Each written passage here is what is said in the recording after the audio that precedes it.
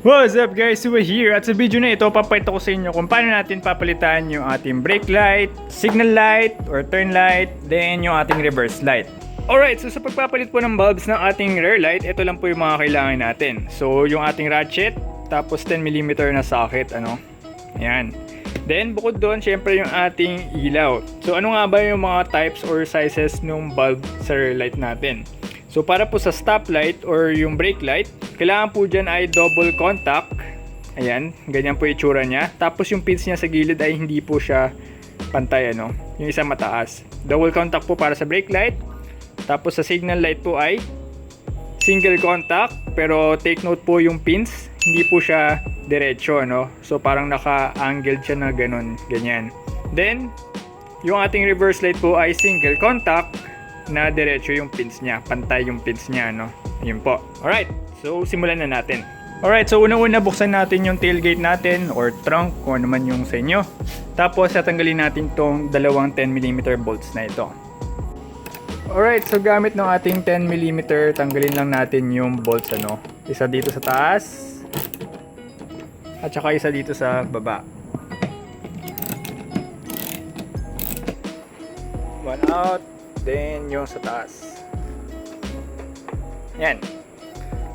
So after tanggalin yung bolt, silain lang natin yung ating rear light or rear lamp palabas, So taas lang natin tong side na to. Try nating ilagay yung kamay natin sa ilalim, tapos tulak lang natin hanggang sa matanggal siya dun sa pinagkakabitan niya.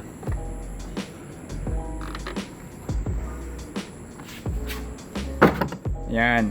So mahirap kasi pag isang kamay. So yan, bali po may parang pin siya dito sa taas at dito sa baba. Tapos dito po siya nakakabit. Yan. So dahan-dahan lang po. Pag natanggal na, dahan-dahan lang po kasi nakakonect yung wiring natin sa likod. So para matanggal naman tong socket na to or kable, pindutin lang po natin tong sa gilid para matanggal siya dito sa pinagkakabitan niya dito sa lamp. So itong pink na wire, hindi ko alam kung para saan yan. Pero para lang matanggal to, pindutin lang natin itong nasa gilid, Tapos hilain natin itong section na to. Ito yung isa. Alright. Dito lang to, tapos hilain itong isang section para matanggal. Ayan. So after tanggalin yung socket, pwede natin tanggalin yung buong rear lamp assembly. Pero unfortunately, sa case ko, may nakatap dito sa likod. Hindi ko lang kung para saan. Kaya hindi ko na matatanggal yung buo. Pero if sa inyo wala, yun, go lang. Alright, so para matanggal natin yung mga bulbs, ang gagawin lang po natin ay ikutin natin to counterclockwise, Tig-isa yan, lahat yan. Counterclockwise, tapos pull out. Ayan, ito yung ating brake light. Then ito naman isa, yung ating signal light. Pull out lang din.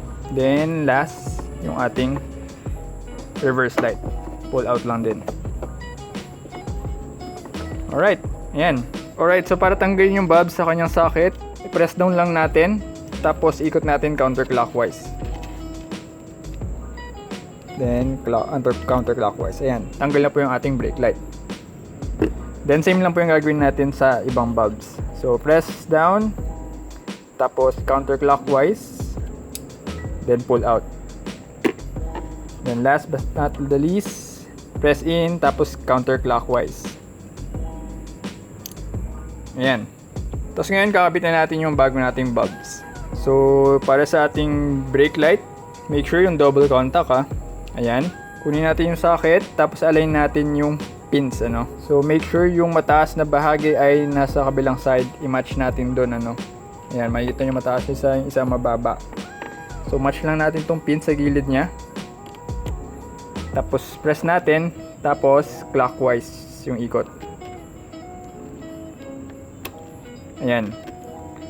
So make sure punasan nyo lang yung bulb para magtagal siya, para malinis. Kasi kapag may dumi dyan, may oils, lalo lang iinit at iigsi yung buhay ng bulbs, So after nung brake light, signal light naman, align lang din natin yung pins, dun sa kanyang paglalagyan, Ayan. So sa case nito, ganito. Then press natin, then ikot.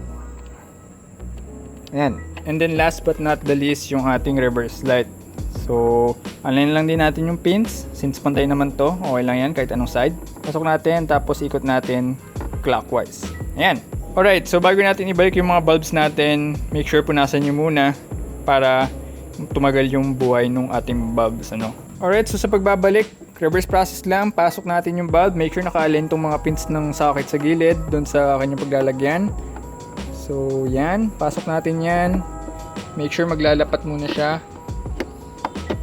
Ayan, paglapat na, ikot natin clockwise hanggang sa marinig yung mag-lock.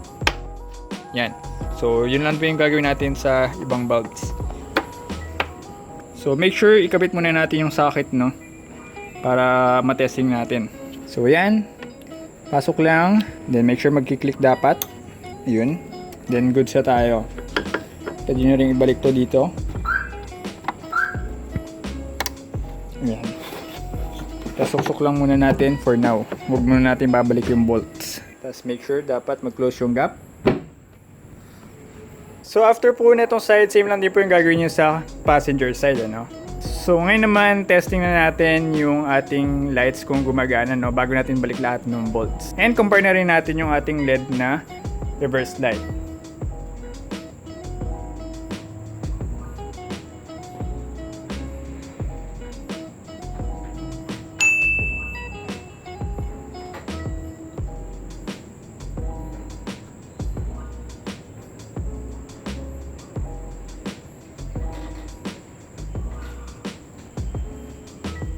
Alright, so kapag gumagana lahat ng bulbs natin, make sure ibalik natin ito na maayos. Lapat na lapat siya dito, walang space, walang gap.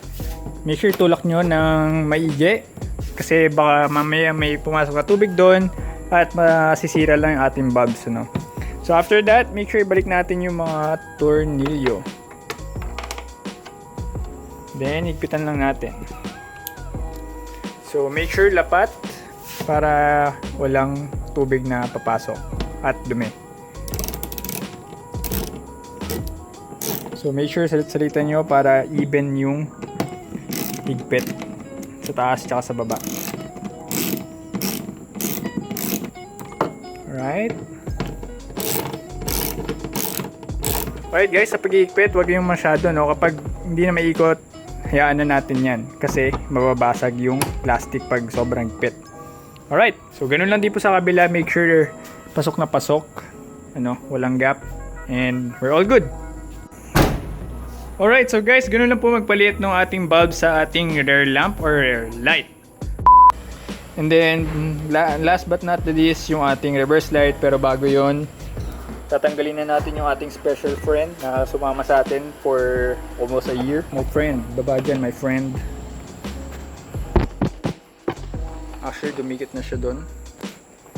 So yan, natanggal na yung ating petrified friend. Goodbye. Goodbye my friend. Hindi, baka makasuhan tayo ng animal cruelty dito pag binato natin sa baba. So if nakatulong tong video na to and na-enjoy nyo yung series kung saan pinapalitan natin yung mga bulbs ng sasakyan natin, please don't forget to share and like this video. And kung hindi ka pa nagsasubscribe, please consider subscribing by clicking this circle in the middle, tapos yung subscribe or yung subscribe button sa baba.